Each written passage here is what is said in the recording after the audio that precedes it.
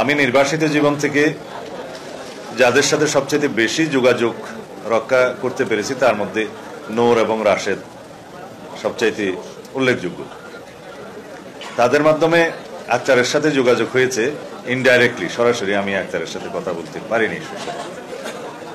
ছাত্র গণ অভ্যুত্থানের রক্তঝরা দিনগুলোতে সেই সময়কার প্রতিনিয়ত যোগাযোগ, আন্দোলন পরিচালনা করা, সবসময় আলাপ আলোচনা এবং পরামর্শ নেয়া, এগুলো তাদের মাধ্যমে জারি ছিল। বিভিন্ন অনুষ্ঠানে নূর এবং রাশেদ সেই কথা বলেছে।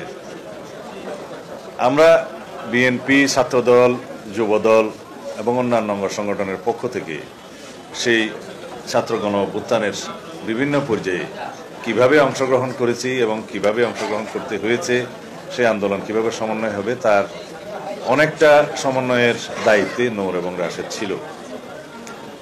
তাকে অ্যারেস্ট করার পরে তার টেলিফোনে একটা আমার মেসেজের কারণে তাকে খুব বেশি নির্যাতন করা হয়েছে, সেই মেসেজটা আবিষ্কার করার কারণে।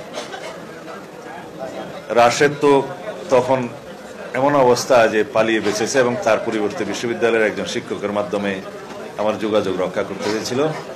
এখন তিনি আইসিটি কোর্টের একজন আইনজীবী।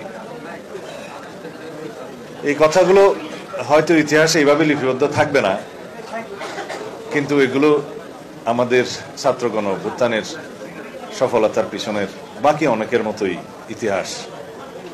তাতে ছাত্র অধিকার পরিষদ হয়ে গণ অধিকার পরিষদ পর্যন্ত বাংলাদেশের জনগণের এবং এই দেশের স্বার্থ রক্ষার, এই দেশের সাম্য, ন্যায় বিচার এবং বৈষম্যহীন সমাজ ব্যবস্থা প্রতিষ্ঠার জন্য যে ধারাবাহিক সংগ্রাম, সেই সংগ্রামের এই বিকল্প নাম হচ্ছে গণ অধিকার পরিষদ। আমি এই মূল্যায়নগুলো এই জন্যই করতে চাই যে আমাদের দেশে মূল্যায়ন করা এবং অ্যাপ্রিসিয়েশন সেটার বড়ই অভাব।